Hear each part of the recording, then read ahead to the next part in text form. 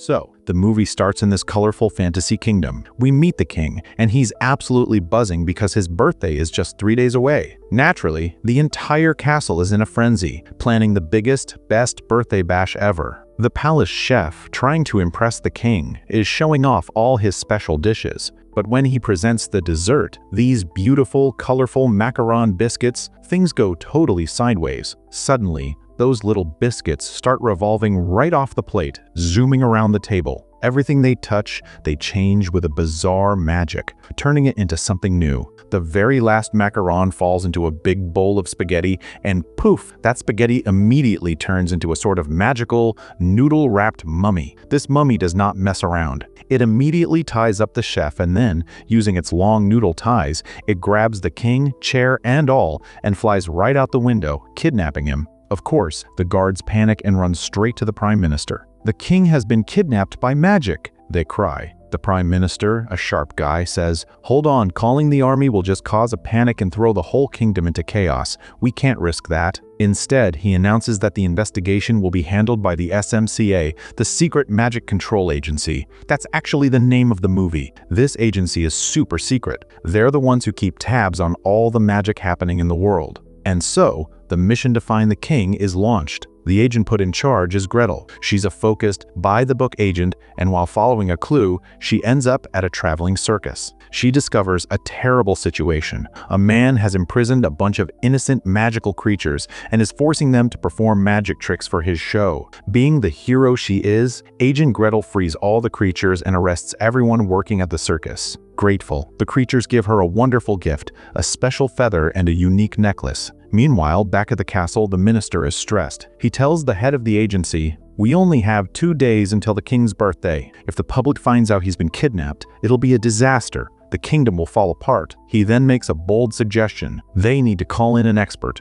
someone who can work cleverly, even in broad daylight. When he says this, all the agency members instantly know who he means, Master Hansel. He's a notorious thief who once even stole a very expensive statue of the king in broad daylight. The head of the agency is reluctant, but the minister pushes her. She finally agrees, and who gets the order to bring Hansel in? His own sister, Agent Gretel. Gretel, being the honest agent she is, puts her duty above family. She accepts the mission to arrest her own brother. Now, we see Hansel, and he's a bit of a showman. He's working a crowd, doing what looks like fake magic tricks, and collecting a lot of cash.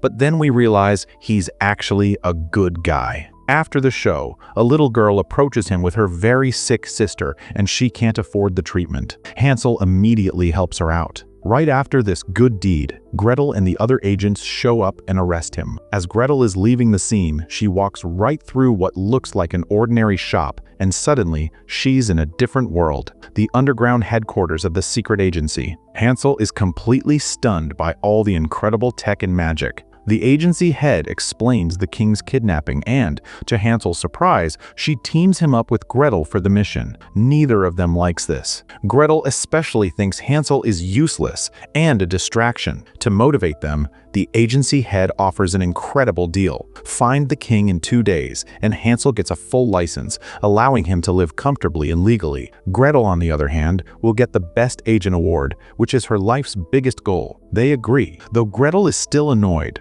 She really wanted to do this mission solo and get all the credit herself. Gretel gives Hansel a tour of the agency's gadget room, showing him things like Aladdin's lamp and Thor's hammer. Hansel is thrilled. They are given a full toolkit. Special glasses to see magic, a magic ball that can make holes, a magic watch for travel, and a special serum that turns red from green in the presence of magic. Gretel is given a list of all the places where the king's birthday food was sourced. Hansel immediately has a hunch. It has to be the local pastry shop, he says, and he plans their first move there. Meanwhile, we cut to a young lady in her kitchen. She's cooking up a batch of vanilla potion, but she's throwing in some seriously weird ingredients, like insects. Around her, her own sweet treats, biscuits, cupcakes, and cereals are acting as her servants. Suddenly, the magical mummy arrives, carrying the king. The king immediately recognizes the lady. She was his former palace chef, whom he had fired for using black magic in her cooking. Now, she's back for revenge.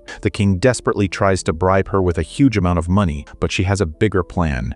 She's going to use a magic potion to make the king fall in love with her, marry him, and rule the kingdom. Back on the mission, Gretel and Hansel arrive at the pastry shop. It looks totally normal on the surface. But Hansel, being a master thief, finds a secret chamber and sneaks inside. He sees a bunch of adorable cupcakes. Gretel finds a hidden room and tries to signal Hansel to follow, but Hansel accidentally walks right in front of the cupcakes. They start screaming, and suddenly, they call forth a giant fake dog that chases Hansel. The chase leads them into the secret room. Hansel runs up a set of stairs, but the dog starts turning the stairs, which spins Gretel and Hansel around and around. As they spin, potions lining the walls start falling and mixing on the floor in a cloud of colorful smoke. The potions spill over them, and everything goes chaotic. The building collapses, and when the dust settles, Hansel and Gretel are both tiny, small kids. Gretel instantly blames Hansel, and they start fighting. They're horrified. How will they ever turn back?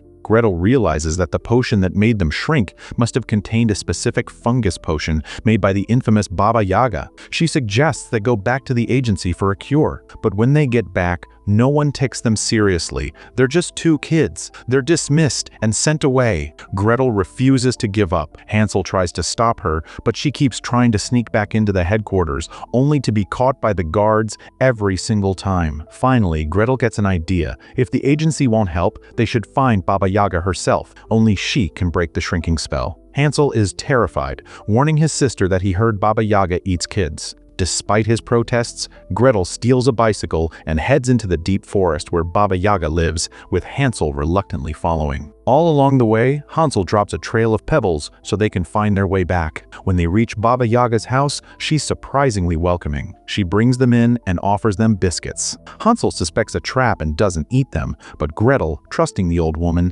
happily munches away. She asks Baba Yaga about the vanilla potion. Baba Yaga tells her that the potion belongs to the mighty witch who lives in a volcano. Meanwhile, Gretel uses her magic glasses and sees the magic residue in the biscuits. She realizes that Baba Yaga is trying to put them to sleep so she can kill them. She and Hansel, along with their puppy companion, go to sleep, and Gretel whispers the plan. To Hansel, they need to steal the moon gem from the kitchen to break the sleeping spell. Hansel heads to the kitchen and uses his fake magic tricks to fool Baba Yaga. The old woman is completely taken in and hands the moon gem right over to him. Hansel wakes up Gretel just as Baba Yaga realizes she's been tricked. They escape as she tries to capture them. Now they are heading toward the mighty witch. They have to pass through a swamp, and their motorboat breaks down. They start fighting again. Hansel, being nosy, reads Gretel's diary. It's full of her work stories and her ultimate goal, to be the best agent. Back with the evil former chef, her cupcakes arrive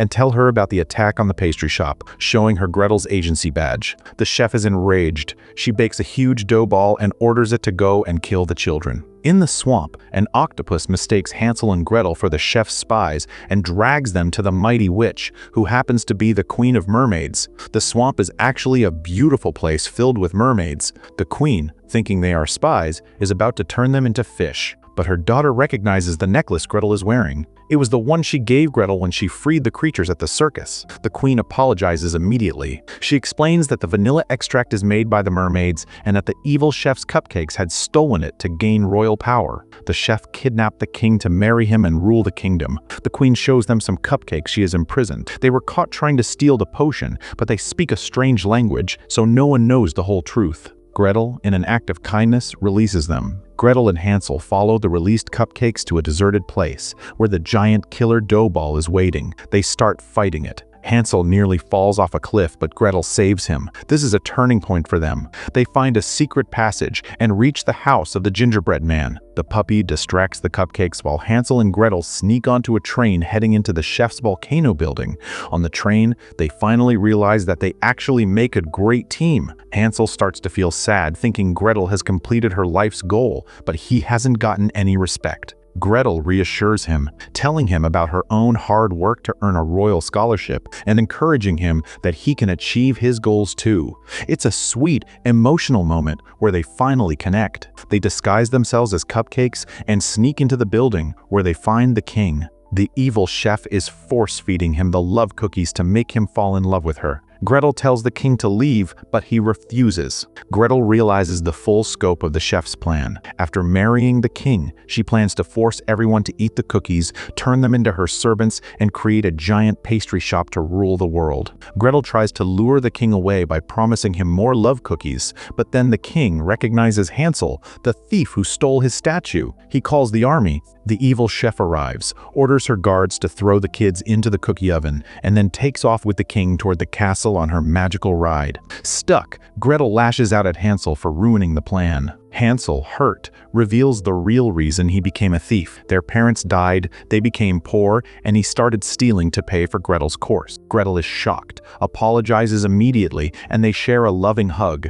Hansel uses a balloon to jump them, Gretel, and the puppy out of the oven area. Gretel sees the recipe for the love cookies and has a brilliant idea. She'll make the opposite of the love potion. They start working together, but they need one final ingredient, a feather from a firebird. Hansel can't find one. Then, Gretel remembers the feather the phoenix gave her when she freed the creatures at the circus. She adds it to the potion, and the anti-love cookie is ready. They hop on a dragon and fly towards the castle. Hansel rubs his pebbles together, creating light to guide the way, and they arrive safely. Everyone is impressed by Hansel. The evil chef is already at the castle, giving out cookies and invitations, and everyone is under the love spell. The royal wedding is about to begin. Gretel and Hansel try to sneak in but are caught by the guards. Hansel uses another one of his tricks to distract them, giving Gretel the opening she needs. She runs to the king and injects him with the anti-love injection. The king snaps out of the spell. Despite this, the evil chef puts the crown on her own head and casts a spell on everyone else in the room.